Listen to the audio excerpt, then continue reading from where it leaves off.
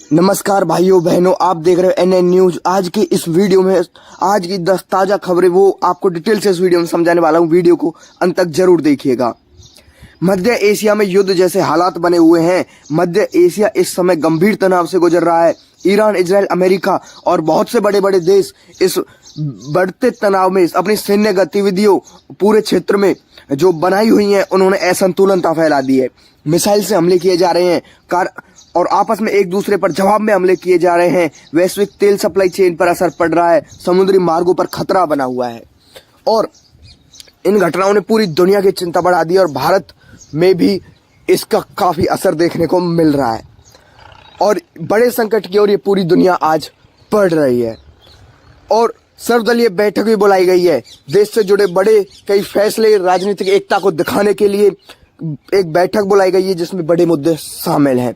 व्यापार और समुद्री मार्गों की सुरक्षा, तेल और गैस सप्लाई पर असर, भारत की कूटनीतिक रणनीति, आर्थिक प्रभाव, मध्य एशिया में भारतीय नागरिकों की सुरक्षा, इन सभी मुद्दों पर यह बैठक बुलाई गई है। भारत सरकार ये चाहती है कि संवेदनशील समय में सभी दल एकजुट होकर देश हित में निर्णय लें। भारत के लिए मध्य एशिया बहुत ज्यादा महत्वपूर्ण है क्योंकि पश्चिम जो एशिया है, पश्चिम एशिया भारत की अर्थव्यवस्था और विदेश नीति का एक बहुत बड़ा हिस्सा है। भारत का बहुत बड़ा एक तेल का हिस्सा पश्चिम एशिया से ही आता है। लाखों भारतीय वहां काम करते हैं। व्यापार के प्रमुख समुद्री मार्ग वहीं से हैं और अरबों डॉलर की विदेशी मुद्रा भी भारत को वहीं से आती है। इसलिए वहां का तनाव, वहां संकट आना सीधा भारत की अर्थव्यवस्था को प्रभावित करता है। सरकार ने बहुत पहले से इस स्थिति पर नजर बनाई हुई थी।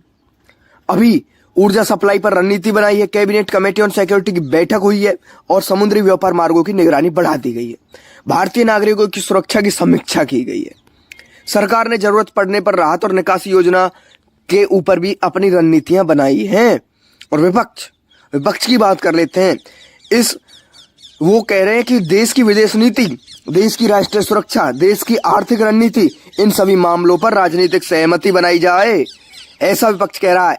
इस संकट के समय भारत अक्सर एकजुट होकर निर्णय लेने की परंपरा अक्सर निभाता है और पूरी दुनिया का सवाल यही है कि आम जनता पर इसका क्या असर पड़ सकता है। पेट्रोल डीजल की कीमतों में इससे बदलाव देखा जा सकता है। महंगाई बढ़ने के आसार हैं और पूरा व्यापार इससे प्रभावित हो सकता है। इंटरनेशनल यात्राएं प्रभावित हो सकती हैं इस तनाव से, मगर सरकार इस स्थिति पर लगातार नजर बना के रख रही है और ऐसा कोशिश कर रही है जिससे कि नुकसान कम हो। हमारे जो प्रधानमंत्री नरेंद्र मोदी हैं, उन्होंने कहा है कि यह स्थिति बहुत लंबी चल सकती है। ऐसे में देश को एकजुट रहने की जरूरत है और वैसे ही जैसे महामारी के समय देश ने एकजुट होकर चुनौतियों का सामना किया था, इसलिए सर्वदलीय बैठक सिर्फ एक औपचारिक बैठक नहीं बल्कि एक राष्ट्रीय रणनीति तय करने का मंच भी माना जा रहा है। इसमें हो ये सकता है कि आर्थिक सुरक्षा रणनीति बनाई जा सकती है, भारतीय नागरिकों की सुरक्षा योजना पर बातें हो सकती हैं और ऊर्जा सप्लाई के वैकल्पिक स्रोत खोले जा सकते हैं। नई कूटनीतिक पहल की जा सकती है। यही इस बैठक का मकसद था जो आज हुई। और मध्य पूर्व में जो बढ़ता संघर्ष है वो सिर्फ एक क्षेत्रीय युद्ध का मुद्दा नहीं बल्कि ग्लोबल ट्रेड सिस्टम और शिपिंग रूट्स पर अब बहुत ज्यादा इसका असर देखने को मिल रहा है। ग्लोबल सप्लाई चेन पर संकट के बादल पूरी तरीके से मंडरा रहे हैं। मध्य पूर्व में सिर्फ एक भू राजनीतिक क्षेत्र नहीं है बल्कि दुनिया की अर्थव्यवस्था का ऊर्जा केंद्र भी है। दुनिया के सबसे बड़े ऑयल रिजर्व्स यहीं पर हैं। सबसे महत्वपूर्ण समुद्री व्यापार जो रास्ते वो यहीं पर है। एनर्जी एक्सपोर्ट्स का ग्लोबल हब भी यहीं पर है। दुनिया का 30% समुद्री तेल व्यापार इस मध्य पूर्व से ही होता है, इन रास्तों से ही होता है। और एलपीजी की सप्लाई तो यहां से सबसे ज्यादा होती है और पूरी दुनिया की अर्थव्यवस्था पर इसका असर पड़ेगा अगर आगे ये तनाव चलता है। और ऐसा हो सकता है तनाव बहुत लंबे समय तक चले। और सबसे बड़ा जो खतरा बना हुआ है वो बना हुआ है स्ट्रेट ऑफ हॉर्मुज पर। ये एक शिपिंग चोक पॉइंट है। स्ट्रेट ऑफ हॉर्मुज ये एक ऐसा समुद्री रास्ता है जहां से होकर दुनिया का 1/3 तेल, 1/3 ग्लोबल ऑयल सप्लाई सिर्फ यहीं से होती है। अगर यहां से ऑयल शिपमेंट रोक दी जाए, शिपिंग इंश्योरेंस है वो महंगा हो जाएगा और टैंकर मूवमेंट काफी स्लो। इसका असर पेट्रोल डीजल की कीमतों पर अधिक पड़ेगा। जब भी स्ट्रेट ऑफ हॉर्मुज पर तनाव चला है तो ग्लोबल ऑयल प्राइस की कीमतें हमेशा बढ़ती दिखाई दी हैं। और रेड सी रूट पर एक बहुत बड़ा खतरा बना हुआ है। रेड सी, यह रूट सुइज कैनाल से जोड़ता है। सुइज कैनाल से रूट जोड़ता है, जो रेड सी रूट है। एशिया और यूरोप के बीच सबसे छोटा समुद्री रास्ता है ये रूट। अगर इस पर कोई संकट आता है तो शिप्स को अफ्रीका के चारों ओर घूमकर जाना पड़ेगा, जिससे कि तेल की कीमतें बढ़ जाएंगी, शिपिंग चार्जेस बढ़ जाएंगे और डिलीवरी का जो समय है वो भी बढ़ जाएगा। ग्लोबल ट्रेड कॉस्ट पर इसका असर काफी ज्यादा पड़ेगा। जो बड़ी बड़ी शिपिंग कंपनी है उनके ऊपर बड़ा खतरा बना हुआ है। मध्य पूर्व में बढ़ते हमलों के कारण शिपिंग कंपनीज अब एक्स्ट्रा रिस्क का सामना कर रही हैं। उन पर हमले का रिस्क कैसा, उससे पहला तो फिर जो तेल है उसका महंगाई बढ़ जाएगी, कीमतें बढ़ जाएंगी, ये रिस्क है। और navigation disruption, insurance premium increase, ये सभी दिक्कतें उनके सामने हैं। International shipping companies already alternate routes चुन रही हैं। ग्लोबल ट्रेड काफी स्लो होता जा रहा है। अब बात यह है कि जो ये स्थिति बन रही है, ये कोविड-19 जैसी सप्लाई चेन क्राइसिस हो सकता है क्या? अगर ये तनाव बहुत लंबे समय तक चलता है तो इलेक्ट्रॉनिक सप्लाई डिले भी हो सकता है और कंज्यूमर गुड प्राइस राइज भी हो सकता है। मैन्युफैक्चरिंग कॉस्ट इंक्रीज पर बड़ा संकट आएगा। ऑटोमोबाइल इंडस्ट्री काफी ज्यादा स्लो हो जाएगी, प्रोडक्शन कॉस्ट बढ़ जाएगा, महंगाई बढ़ जाएगी और ऑयल की जो कीमतें हैं उन पर इसका सबसे ज्यादा असर पड़ेगा। कच्चे तेल की कीमतें बहुत ज्यादा बढ़ जाएंगी। ग्लोबल ऑयल एक्सपोर्ट का बड़ा हिस्सा इसी क्षेत्र से आता है। सप्लाई चेन पूरी तरीके से प्रभावित होगी और ऑयल, जो क्रूड ऑयल है, उसकी कीमतें काफी तेजी से बढ़ जाएंगी। Industry, transport, petrol, daily good prices, daily good से हमारा मतलब है कि आपकी रोज की जरूरतों की चीजें, उन पर जनता का पैसा काफी ज्यादा खर्च होगा क्योंकि महंगाई बढ़ जाएगी, उनका बजट बिगड़ जाएगा। भारत पर भी इसका असर बहुत ज्यादा पड़ेगा। भारत मध्य पूर्व से सबसे ज्यादा मतलब कि जो मध्य पूर्व से जुड़ा हुआ है वो सबसे पहला देश है तो वो है इंडिया। भारत का बहुत बड़ा हिस्सा कच्चे तेल का यहीं से इंपोर्ट किया जाता है। शिपिंग रूट जो है, जहाजी रास्ते हैं, जो जहाजी मार्ग हैं, वो पूरी तरीके से प्रभावित हो रहे हैं। जो कीमतें वो बढ़ रही हैं इंपोर्ट की। पेट्रोल डीजल की कीमतें काफी ज्यादा बढ़ रही हैं। रुपए का पर प्रेशर बन रहा है और जो हमारी महंगाई है वो काफी ज्यादा बढ़ रही है। और लाखों भारतीय मध्य पूर्व में काम कर रहे हैं, उनकी सुरक्षा का मुद्दा सबसे ज्यादा महत्वपूर्ण है। ग्लोबल इकोनॉमी के सामने बहुत चुनौतियां हैं फिलहाल, क्योंकि जो ट्रेड है वो काफी ज्यादा धीमा हो चुका है, व्यापार बहुत ज्यादा स्लो हो चुका है, महंगाई बढ़ रही है, मैन्युफैक्चरिंग काफी ज्यादा स्लो हो चुका है और स्टॉक मार्केट में वॉलेटिलिटी बनी हुई है, उतार चढ़ाव बना हुआ है। वर्स्ट, अब जो ग्लोबल रिसेशन है उस पर बहुत बड़ा खतरा मंडरा रहा है। इसका समाधान हो सकता है सिर्फ और सिर्फ 3 तरह के: international मेडिएशन, diplomatic talks, secure shipping corridors. अगर ग्लोबल पावर मिलकर शिपिंग रूट्स को अगर सुरक्षित बनाती है तो क्राइसिस को काफी हद तक कंट्रोल कर लिया जाएगा। मध्य पूर्व में चल रहा है संघर्ष अब सिर्फ एक रीजनल कॉन्फ्लिक्ट, मतलब क्षेत्रीय युद्ध नहीं रह गया है, बल्कि global trade, shipping routes, oil supply और पूरी दुनिया की इकोनॉमी पर पूरा बहुत बड़ा संकट ये आ चुका है। मध्य पूर्व में बढ़ता तनाव अब सिर्फ एक युद्ध का मुद्दा नहीं, बल्कि इसका असर भारत की अर्थव्यवस्था पर पड़ रहा है। Global rating agency Moody ratings ने चेतावनी भी दी है कि अगर ये संकट लंबा चलता है तो भारत की जीडीपी ग्रोथ, भारत की महंगाई, भारत की ऑयल सप्लाई पर बहुत ज्यादा असर पड़ेगा। मूडीज ने ये एक संकेत दे दिया है कि मध्य पूर्व में जो संघर्ष चल रहा है उससे भारत को सबसे बड़ा खतरा है एनर्जी सप्लाई का। अपनी जरूरत का लगभग 80% से ज्यादा कच्चा तेल भारत इंपोर्ट करता है मध्य पूर्व से और गल्फ रीजन से ये बड़ा हिस्सा आता है। मूडी ने कहा है कि अगर ऑयल सप्लाई में कोई रुकावट आती है तो ग्लोबल जो कच्चे तेल के प्राइस है वो बहुत ज्यादा तेजी से बढ़ेंगे, भारत की ग्रोथ रेट काफी ज्यादा प्रभावित हो जाएगी और जीडीपी ग्रोथ पर काफी ज्यादा असर पड़ेगा। जीडीपी ग्रोथ पर असर कैसे पड़ सकता है, चलिए ये भी आपको बताते हैं। मध्य पूर्व संकट से जीडीपी ग्रोथ प्रभावित हो सकती है। उसके 3 सबसे बड़े कारण है। इंपोर्ट बिल बढ़ जाएगा, कच्चा तेल महंगा हो जाएगा, भारत का इंपोर्ट बिल बढ़ जाएगा, करंट अकाउंट डेफिसिट है वो बढ़ जाएगा, पैसा जो हमारा रुपया है वो कमजोर हो जाएगा और फिकल प्रेशर काफी ज्यादा बढ़ेगा। दूसरा है हमारे जो तेल है उसकी कीमतें बढ़ जाएंगी, परिवहन महंगा हो जाएगा, मैन्युफैक्चरिंग महंगी हो जाएगी, लॉजिस्टिक कॉस्ट महंगी हो जाएगी और प्रोडक्शन काफ़ी ज़्यादा धीमा हो जाएगा। तीसरा सबसे बड़ा कारण है महंगाई बढ़ने का खतरा। अगर हमारी रोज की ज़रूरत की चीज़ें महंगी हो जाएंगी तो परिवहन महंगा हो जाएगा और इंडस्ट्रियल कॉस्ट जो है वो भी काफ़ी ज़्यादा महंगी हो जाएगी, वो भी बढ़ जाएगी। महंगाई का खतरा भारत पर बना हुआ है। मूडी ने सिर्फ भारत को ही नहीं बल्कि पूरे एशिया पैसिफिक रीजन और ग्रोथ आउटलुक पर ये सबसे बड़ी चिंता बताई।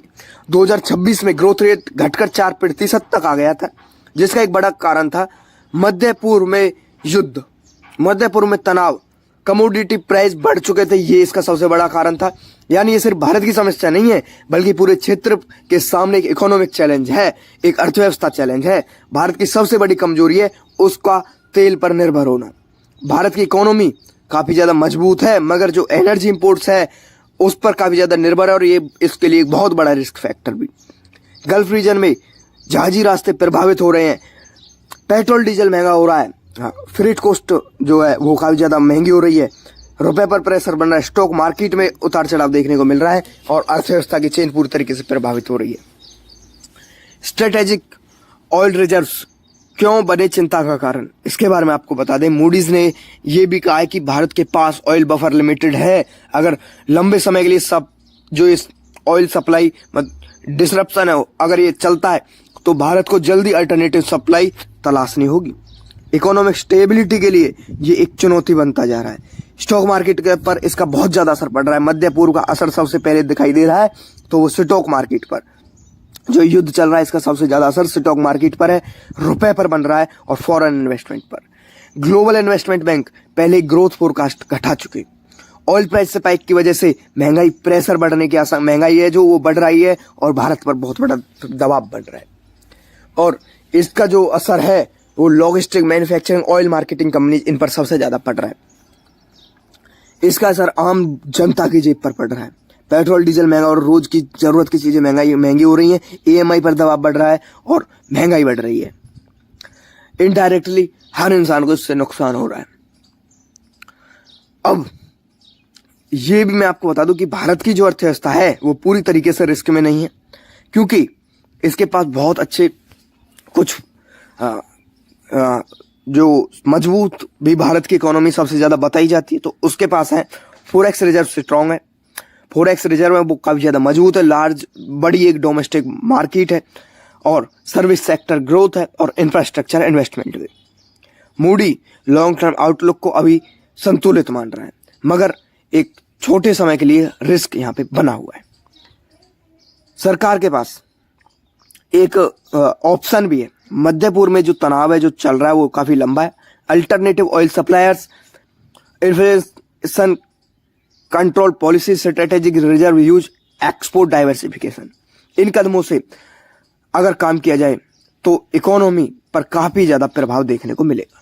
मध्य पूर्व में तनाव चल रहा है। मध्य पूर्व में जो संकट है वो सिर्फ एक जियोपॉलिटिकल क्राइसिस नहीं बल्कि भारत की जीडीपी ग्रोथ, भारत की महंगाई, भारत के रुपए पर प्रेशर बनना, स्टॉक मार्केट पर असर डालना और एक बड़ा अर्थव्यवस्था पर असर डालना सबसे बड़ा बन चुका है। वैश्विक बाजारों में कच्चे तेल की कीमतें बहुत तेजी से बढ़ रही है। भारतीय शेयर बाजार पर इसका असर देखने को मिल रहा है। तेल महंगा हो रहा है, महंगाई बढ़ रही है और इन्वेस्टर हैं उनकी चिंताएं बढ़ती दिखाई दे रही हैं। कच्चे तेल की कीमत बढ़ने से शेयर बाजार बहुत ज़्यादा प्रभावित हो रहा है।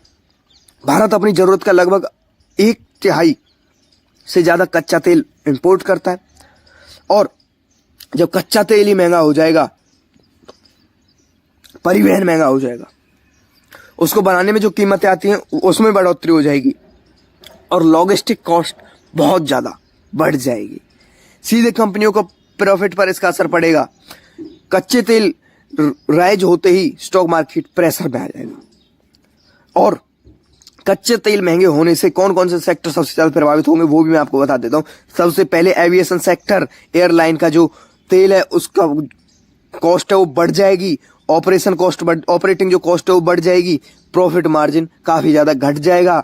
और पेंट और केमिकल इंडस्ट्री, इन इंडस्ट्रीज में पेट्रोलियम प्रोडक्ट का काफ़ी इस्तेमाल किया जाता है इसलिए कच्चे तेल का सीधा असर इन पर पड़ेगा।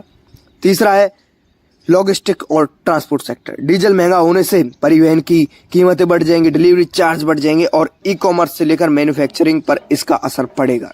चौथा, ऑयल मार्केटिंग कंपनीज, ये सेक्टर मिक्स्ड इम्पैक्ट है और मार्जिन प्रेशर यहाँ पे बढ़ जाएगा। इन्वेंट्री गेन्स जो मिलते हैं वो भी, और स्टॉक जो है पूरी तरीके से स्टॉक मार्केट उतार चढ़ाव वहां तो चल ही रहा है। अब कच्चे तेल की कीमतें बढ़ने से असर तो हर सेक्टर पर पड़ेगा, किसी पर नेगेटिव तो किसी पर पॉजिटिव। कुछ सेक्टर को इससे फायदा भी होने वाला है। एक्सप्लोरेशन कंपनीज और अपस्ट्रीम ऑयल कंपनीज, इनकी जो प्रॉफिट वो काफी ज्यादा बढ़ जाएगा। इन्वेस्टर अक्सर ऐसे स्टॉक की तरफ शिफ्ट कर जाएंगे इस समय। कच्चे तेल की कीमतें बढ़ रही हैं, फॉरेन इन्वेस्टर्स कॉशस पूरी तरीके से दिख रहे हैं।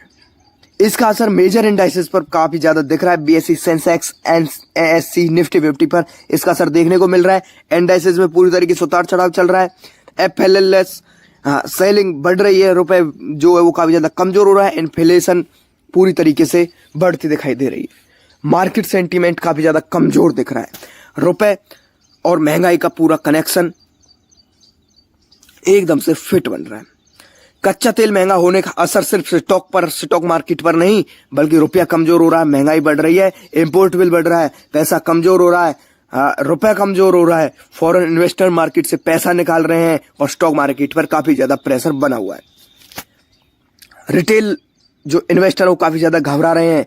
कच्चे तेल जो क्रूड ऑयल है, कच्चे तेल जो क्राइसिस आ रहा है उस समय रिटेल इन्वेस्टर अक्सर पैनिक सेलिंग कर रहे हैं। और इतिहास में देखा गया है कि जो शॉर्ट टर्म में रिएक्ट करता है वो लॉन्ग टर्म में रिकवर कर पाता है। और एक्सपीरियंस जो मतलब प्रो इन्वेस्टर्स हैं, एक्सपीरियंस्ड इन्वेस्टर है, वो ऐसे समय स्ट्रेटेजी अपनी चेंज कर देते हैं, वो पैनिक नहीं करते हैं। अभी इन्वेस्ट को पूरी तरीके से रोक देना चाहिए, ये दुनिया के मन में बहुत बड़ा सवाल बना हुआ है। एक्सपर्ट ये बता रहे हैं कि कच्चा तेल टेम्परेरी बढ़ रहा है, मगर मार्केट कनेक्शन बहुत छोटे समय का होता है और जियोपॉलिटिकल संकट बहुत लंबे समय का। और मार्केट पर जो प्रेशर बढ़ रहा है, जो दबाव बढ़ रहा है, तो वो उसमें जो इन्वेस्टर्स के लिए सलाह है वो ये दिए कि वो पैनिक सेलिंग से बचे, लॉन्ग टर्म व्यू रखें और डाइवर्सिफाई पोर्टफोलियो अपने जरूर रखें। सरकार और आरबीआई जो इसमें क्या कर रही है, कच्चे तेल की जो कीमत है वो लंबे समय तक बढ़ सकती है। सरकार और रिजर्व जो हमारी आरबीआई है वो बहुत से बड़े कदम उठा रही है। Liquidity support, inflation control policies, fuel tax adjustment, रुपए स्टेबिलिटी मेजर्स, इन सभी पर बड़ा कदम उठा रही है सरकार। कच्चे तेल की कीमतें सिर्फ पेट्रोल डीजल तक ही नहीं, बल्कि आपके पूरे शेयर बाजार और आपके इन्वेस्टर्स का ध्यान भटका रही है। नरेंद्र मोदी और डोनाल्ड ट्रंप के बीच हुई है बहुत सी कुछ बातचीत। स्ट्रेट ऑफ हॉर्मुज को खुला और सुरक्षित बनाने के लिए ये बातचीत की गई है। मध्य पूर्व में जो तनाव चल रहा है उस पर ये बातचीत की गई। डोनाल्ड ट्रंप और प्रधानमंत्री नरेंद्र मोदी कुछ खास बातें इस मामले पर कर चुके हैं। स्ट्रेट ऑफ हॉर्मुज दुनिया का सबसे ज्यादा वो रास्ता है, वो समुद्री रास्ता है जिसे समुद्री चौक पॉइंट भी माना जाता है। इस रूट से पूरी दुनिया का 20% तेल का व्यापार किया जाता है। एशिया और यूरोप के बीच ऊर्जा सप्लाई चेन इससे काफी ज्यादा प्रभावित होगी। भारत के कच्चा तेल इंपोर्ट का लगभग 40% हिस्सा इसी रास्ते से आता है। भारत के लिए इसका सुरक्षित होना काफी ज्यादा जरूरी है। जब बातचीत हुई तो उसमें प्रधानमंत्री नरेंद्र मोदी ने यह कहा कि मध्य पूर्व में वो शांति चाहता है, उसके शिपिंग रूट्स हैं वो काफी ज्यादा सुरक्षित रहने चाहिए। ऊर्जा की सुरक्षा, भारतीय नागरिकों की सुरक्षा पर बातें की, ग्लोबल ट्रेड स्टेबिलिटी पर बातें की और डिप्लोमेटिक सॉल्यूशन पर बातें की। और उन्होंने कहा कि डिप्लोमेटिक अप्रोच को हम फर्स्ट प्रायोरिटी देते हैं। डोनाल्ड ट्रंप ने इस बातचीत को स्ट्रेट ऑफ हॉर्मुज को खुला रखने की जरूरत पर काफी ज्यादा जोर दिया है। अगर ये रास्ता बंद हो जाता है तो ग्लोबल ऑयल जो उसकी कीमत है वो संतुलित रह पाएंगी, सप्लाई चेन है उस पर इसका जो है वो भी ठीक हो जाएगा और स्टॉक मार्केट है उस पर भी ज्यादा प्रेशर नहीं बन पाएगा और जो ग्लोबल इकोनॉमी है उस पर भी ज्यादा असर नहीं पड़ेगा। अमेरिका भी इस रूट की सुरक्षा को फर्स्ट प्रायोरिटी दे रहा है। इस बातचीत से जो भारत का जो ऊर्जा की जो सुरक्षा है, ऊर्जा सेक्टर की सुरक्षा है, उससे काफी ज्यादा मजबूती मिली है।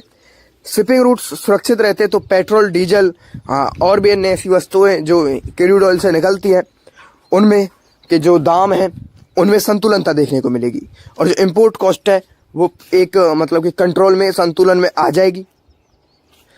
जो ग्लोबल डिप्लोमेसी है, ग्लोबल डिप्लोमेसी में भारत की भूमिका काफ़ी ज़्यादा बढ़ जाएगी। भारत अब ग्लोबल पीस डिप्लोमेसी में एक अपना महत्वपूर्ण भूमिका निभाता दिख रहा है और ये बहुत ज़्यादा अच्छी बात है।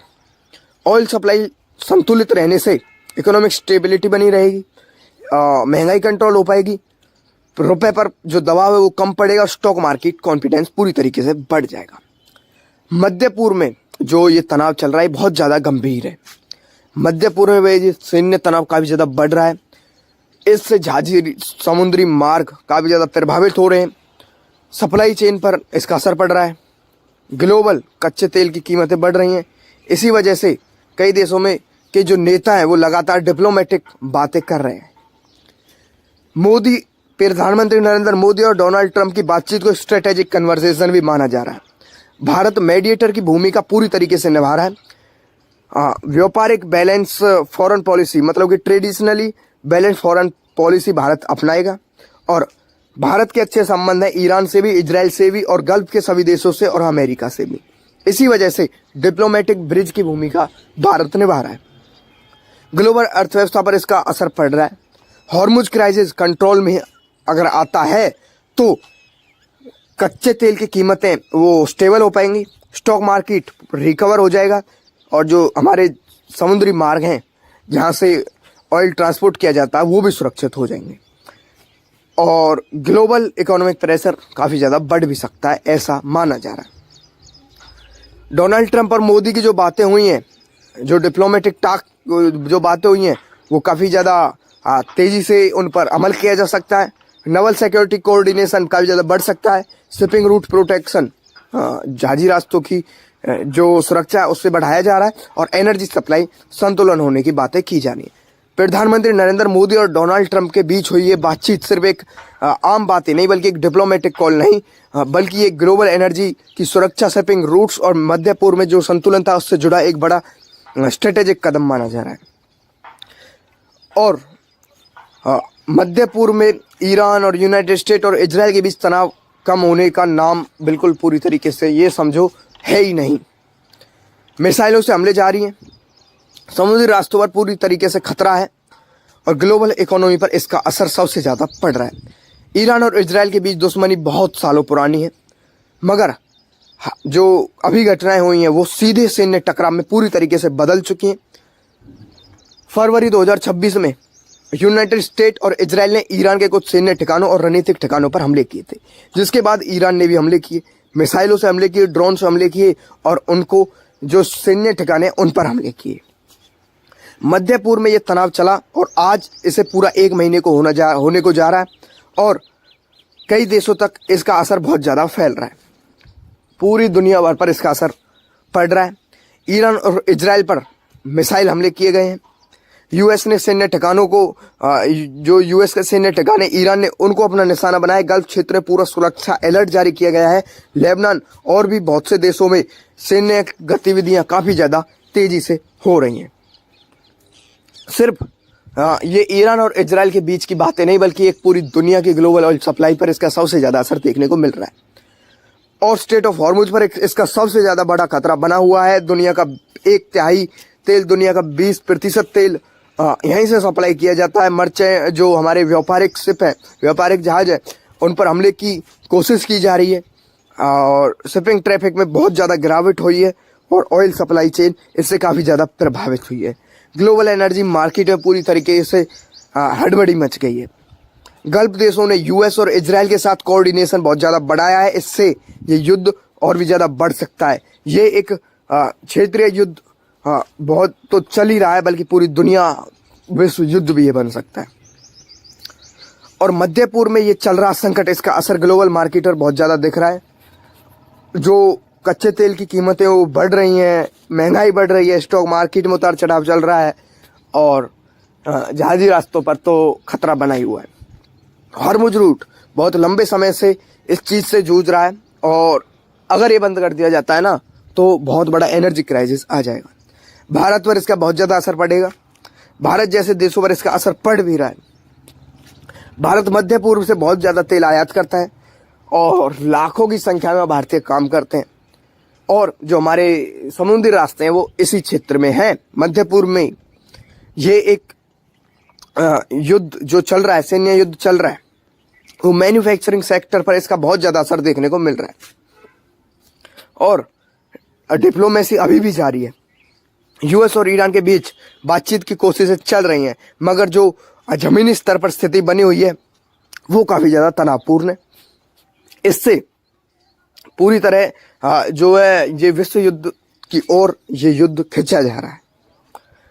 बड़े बड़े जो हमारे वैज्ञानिक है वो ये मान रहे हैं कि डिप्लोमेटिक सॉल्यूशन इसमें पूरी तरीके से निकल सकता है।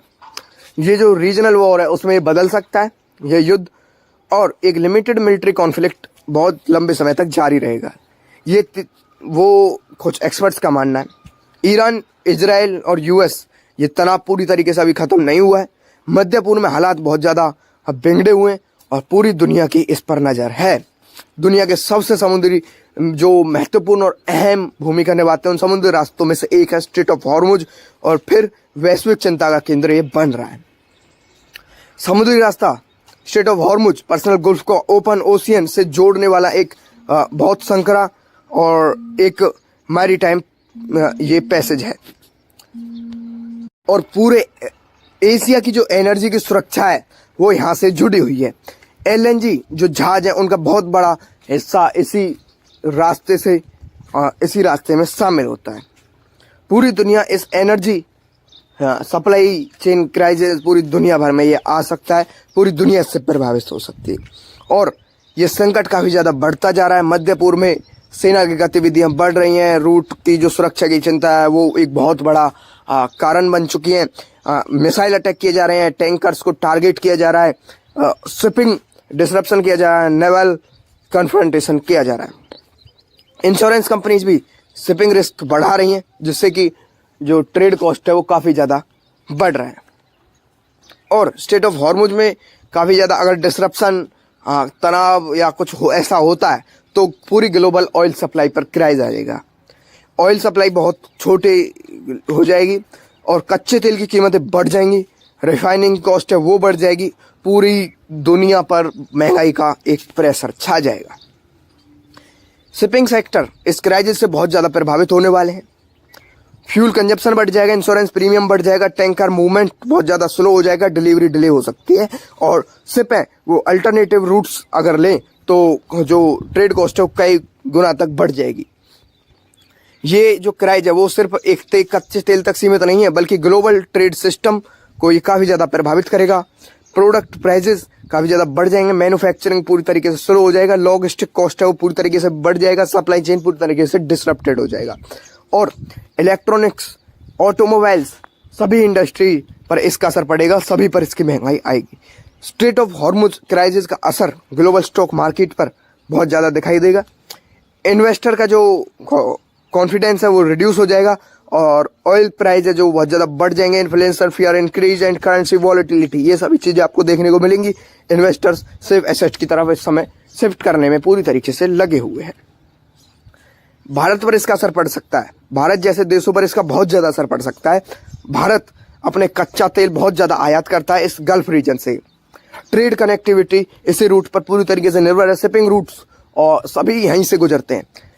पेट्रोल डीजल महंगा हो जाएगा, महंगाई बढ़ जाएगी, रुपए पर प्रेशर आएगा, स्टॉक मार्केट वॉलेटिलिटी पूरी तरीके से बढ़ जाएगी, और ये पूरा एक एनर्जी क्राइसिस का खतरा दिख रहा है। ग्लोबल एनर्जी क्राइसिस की आशंका बहुत ज़्यादा बढ़ती दिखाई दे रही है, और मैं आपको बता भी चुका हूँ ऑयल सप्लाई चेन पर असर पड़ेगा, डिसरप्टेड हो जाएगी पूरी तरीके से। तेल की फ्यूल प्राइस है वो काफ़ी ज़्यादा ऐसे हो जाएंगे कि आप देखकर हैरान हो जाएंगे, इतने ज़्यादा बढ़ जाएंगे, और पूरी दुनिया की इकोनॉमी काफ़ी ज़्यादा स्लो हो जाएंगे, और रिसेशन रिस्क सबसे ज़्यादा है। इस डिप्लोमेटिक सॉल्यूशन अगर निकलता है तो ये सब स्थिति जो पूरी संतुलित हो पाएगी। और जो एक्सपर्ट्स हैं वो मान रहे हैं कि शिपिंग सिक्योरिटी जो स्ट्रेंथन है वो पूरी तरीके से इसमें हो सकती है। डिप्लोमेटिक टास्क से, जो डिप्लोमेटिक टास्क का मतलब है कि डिप्लोमेटिक बातों से पूरी तरीके से ये मतलब कि कम हो सकता है, घट नहीं सकता।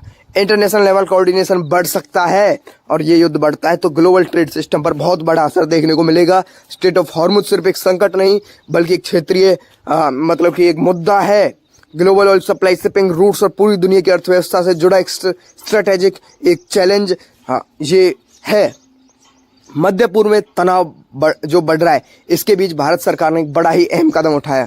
केंद्र सरकार ने आज सर्वदलीय बैठक बुलाई है ताकि देशों की सुरक्षा, तेल सप्लाई, भारतीय नागरिकों की सुरक्षा और आर्थिक प्रवाह जैसे महत्वपूर्ण मुद्दों पर एक रणनीति बनाई जा सके।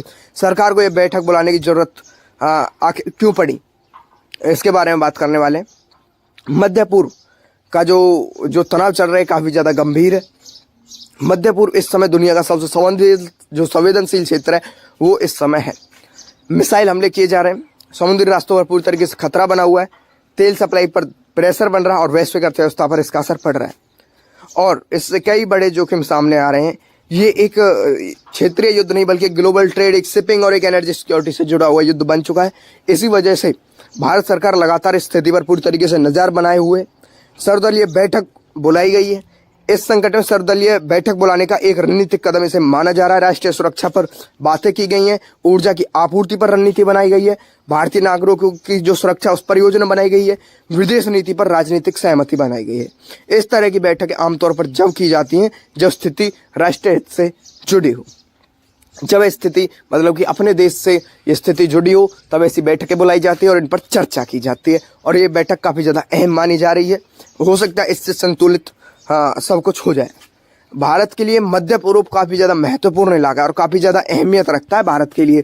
भारत का एक बहुत बड़ा हिस्सा कच्चे तेल का यहीं से आता है, लाखों भारतीय वहां काम करते हैं, अरबों डॉलर की रेमिटेंसेस भारत आती है वहां से और समुद्री रास्ते वहां पर तो हैं जहां से तेल क्रूड ऑयल हमारा गुजरता है, वहीं से इंपोर्ट होता है। भारत की अर्थव्यवस्था पर इसका सीधा असर देखने को मिल रहा है और जो सर्वदलीय बैठक है बड़े अहम मुद्दों पर चर्चा इसमें की गई। भारतीय नागरिकों की सुरक्षा, मध्य पूर्व में काम कर रहे हैं जो भारत के जो लोग हैं उनको फर्स्ट प्रायोरिटी दी गई है। उसमें एवेक्यूशन पूरा प्लान बनाया गया है, इमरजेंसी सपोर्ट सिस्टम की मांग की गई है, एम्बेसी कोऑर्डिनेशन, बड़े बड़े कदम ऐसे उठाए गए हैं। हमारी ऊर्जा सुरक्षा, ऑयल सप्लाई जो इससे प्रभावित हो रही है, भारत को एक अल्टरनेटिव सोर्स खोजना है। ये पड़ सकता है क्योंकि ये युद्ध जो लंबा चल सकता है। स्ट्रेटेजिक ऑयल रिजर्व्स का उपयोग किया जाएगा, अल्टरनेटिव ऑयल सप्लायर जो है वो आयात किया जाएगा, सप्लाई चेन डाइवर्सिफिकेशन किया जाएगा। भारत ने ऐसी रणनीतिक बनाई है और समुद्री रास्तों की सुरक्षा पर ये बातें की। इंपोर्ट, एक्सपोर्ट, एनर्जी सप्लाई, समुद्री मार्ग, समुद्री रास्ते सुरक्षित रहना काफी ज्यादा जरूरी है और इसका असर पड़ सकता है। और पश्चिम एशिया का जो तनाव चल रहा है वो भारत की इकोनॉमी पर बहुत तरीके से भारी पड़ रहा है। महंगाई बढ़ रही है, पेट्रोल डीजल महंगा हो रहा है, रुपए पर प्रेशर बन रहा है, डॉलर के मुकाबले रुपए कमजोर होता दिखाई दे रहा है, स्टॉक मार्केट वॉलेटिलिटी बढ़ रही है और सरकार इसी की तैयारी में पूरी तरीके से लगी हुई है। सर्वदलीय जो बैठक है उसका मकसद था कि राष्ट्रीय मुद्दों पर राजनीति जो एकता है वो दिखाना, विदेश नीति, आर्थिक रणनीति, राष्ट्रीय सुरक्षा, ये उसके जो हमारी सर्वदलीय बैठक बुलाई गई उसका मेन मकसद। और सभी दलों ने इससे सभी दल जो थे सहमति जताई। देश के लिए इसे एक सकारात्मक, एक पॉजिटिव एक मैसेज माना। इंटरनेशनल लेवल पर भारत की जो स्थिति है उसे मजबूत करने के लिए इसे एक अहम कदम माना गया। भारत की विदेश नीति पूरी तरीके से एक व्यापारिक बैलेंस्ड एक विदेश नीति है जो रखता है। गल्फ देशों से, पश्चिम देशों से पूरी तरीके से अच्छे संबंध हैं भारत के और डिप्लोमेटिक जो है मतलब एक संतुलित रणनीति भारत अपना रहा है इसके बीच। और जो सर्राफा बाजार है, सर्राफा बाजार से मतलब सोना चांदी की जो कीमत है, सोना चांदी का जो बाजार है उसमें उतार चढ़ाव देखने को मिल रहा है। सोना जो उसमें गिरावट आ रही है, चांदी में बहुत मतलब कि तेजी देखी जा रही है, उतार चढ़ाव देखने को मिल रहा है काफी तेजी से।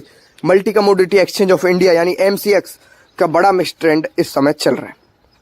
आज MCX पर ट्रेडिंग के दौरान सोना और चांदी दोनों में अलग अलग दिशा देखने को मिली। सोने के जो अप्रैल फ्यूचर्स हैं उनमें गिरावट देखने को मिल रही है, चांदी में बहुत फास्टली उतार चढ़ाव देखने को मिल रहा है। इंट्रा डे वॉलिटिलिटी बढ़ती दिखाई दे रही है। MCX गोल्ड फ्यूचर्स लगभग 2000 रुपए तक फिसले, जबकि सिल्वर कॉन्ट्रैक्ट जो है उसमें भी बहुत तेज उतार चढ़ाव देखा गया है। ओवरऑल सेंटिमेंट कॉशियस बना हुआ है पूरे तरीके से। सोना चांदी की कीमतें बदल रही हैं। सोना और चांदी की कीमतें बहुत से उसके पीछे ग्लोबल फैक्टर जिन पर वो निर्भर होता है वो होता है global geopolitics, interest rate, US dollar strength और इन्फ्लेशन एक्सपेक्टेशंस। इन सभी कारणों के कारण बुलियन मार्केट में काफ़ी ज़्यादा तेज़ी से गिरावट देखी जा रही है। अनसर्टेनिटी काफ़ी ज़्यादा बढ़ रही है और गोल्ड सेफ हेवन एसेंट बनता जा रहा है। अब डॉलर मजबूत दिखाई दे रहा है और सोने पर काफ़ी ज़्यादा प्रेशर दिख रहा है। मध्य पूर्व में तनाव का असर बुलियन मार्केट पर साफ दिखाई दे रहा है। सेफ हेवन डिमांड बढ़ रही है, शॉर्ट टर्म वॉलेटिलिटी बढ़ रही है, ट्रेडर्स कॉशियस हो रहे हैं। इसी वजह से कुछ दिनों में सोना चांदी दोनों में काफ़ी ज़्यादा बहुत तेज़ी से उतार चढ़ाव देखने को मिल रहा है। और जो रेलवे टिकट है उसमें कैंसिलेशन नियम पूरी तरीके से बदले जा चुके हैं। अब आखिरी समय पर कैंसिल करना आपको महंगा पड़ सकता है। इससे ही इंडियन रेलवेज और IRCTC समय समय पर टिकट कैंसिलेशन रूल्स अपडेट करते रहते हैं। सीट यूटिलाइजेशन बढ़ाना, स्पेक्यूलेटिव बुकिंग करना, लास्ट मिनट कैंसिलेशन कम करना, जेन्युइन यात्री को सीट उपलब्ध कराना, लेट कैंसिलेशन पर ज़्यादा ड्यूकेशन लागू किया जा रहा है। कन्फर्म टिकट कैंसिल होने पर कितना पैसा कटेगा ये भी मैं आपको बता देता हूँ। अगर आपका टिकट कन्फर्म है और कैंसिलेशन टाइमिंग आपके लिए बहुत ज़्यादा अहम है इस समय, और 48 घंटे पहले कैंसिल तो कम एडुकेशन लगेगा। 48 घंटे से 12 घंटे पहले अगर कैंसिल तो लगभग 25% तक फेयर कट सकता है, और डिपार्चर से 4 घंटे पहले तो रिफंड नहीं मिलेगा, और 12 से 4 घंटे पहले तो लगभग 50% तक फेयर कटेगा। यानी आप जितनी लेट कैंसिल करोगे उतना ज़्यादा आपको नुकसान देखने को मिलेगा। ट्रेन डिपार्चर से कुछ घंटे पहले रिजर्वेशन चार्ट तैयार होता है। चार्ट प्रिपरेशन के बाद कन्फर्म्ड ई टिकट कैंसिल नहीं किया जा सकता और रिफंड के लिए TDR फाइल आपको करना पड़ेगा। चार्ट बनने से पहले आपको कैंसिलेशन करना जरूरी है। RAC और वेटिंग टिकट वालों के लिए कुछ नियम है। RAC या वेटिंग लिस्ट में जो है उनके लिए रूल अलग है। चार्ट बनने से पहले कैंसिल करने पर फुल रिफंड मिलता है और छोटा किलर के चार्ज कटेगा आपका। वेटिंग टिकट कंफर्म नहीं होता तो ऑटोमेटिक कैंसिल होकर रिफंड आपको मिल जाएगा, इसलिए वेटिंग टिकट वालों को बहुत ज़्यादा नुकसान हो सकता है। और जो तत्काल टिकट है, तत्काल टिकट वालों के लिए बहुत सख्त नियम जो लागू किया गया। हाँ, नॉर्मली रिफंडेबल आपको नहीं मिलेगा। रिफंड सिर्फ इन स्थितियों पर आपको मिल सकता है, ट्रेन कैंसिल हो या रूट डाइवर्ट हो या AC फेलियर हो। तो तत्काल टिकट कैंसिल करने से पहले आप अपना सावधानी से रहें। और नई प्रीमियम जो ट्रेन है जैसे वंदे भारत स्लीपर है, उसमें कैंसिल रूल्स काफ़ी ज़्यादा सख्त कर दिए गए हैं। बुकिंग के तुरंत बाद भी चार्ज लागू होगा और 72 से 8 घंटे के बीच कैंसिलेशन पर 50% डेडुकेशन और डिपार्चर के करीब कैंसिलेशन पर रिफंड नहीं मिलेगा। और प्रीमियम सीट्स का बेहतर उपयोग करना आपको इसमें पड़ेगा। और आपका जो टिकट काउंटर है, अगर आपने टिकट काउंटर से टिकट लिया तो कैंसिल रिजर्वेशन काउंटर पर करना होगा और डिपार्चर से पहले कैंसिल करना जरूरी है। देर से कैंसिल करने पर 25 से 50% तक आपका डेडुकेशन कटेगा। डिपार्चर के बाद कैंसिलेशन काफ़ी ज़्यादा मुश्किल हो पाएगा और यहाँ पे आपकी टाइमिंग है वो भी बहुत ज़्यादा महत्वपूर्ण आपकी यहाँ मानी जा रही है। इन नए रूल्स का असर सीधे पैसेंजर पर काफ़ी ज़्यादा देखने को मिलेगा।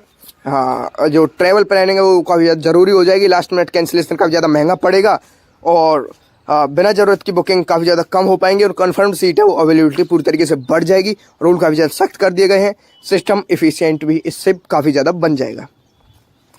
और हाँ, हमेशा अर्ली आपको कैंसिलेशन करना, मैं कुछ वो बता देता हूँ आपको जिससे आपको इनमें आपकी बचत होगी, आपके लिए सही रहेंगे। हमेशा आपको अर्ली कैंसिलेशन करना है।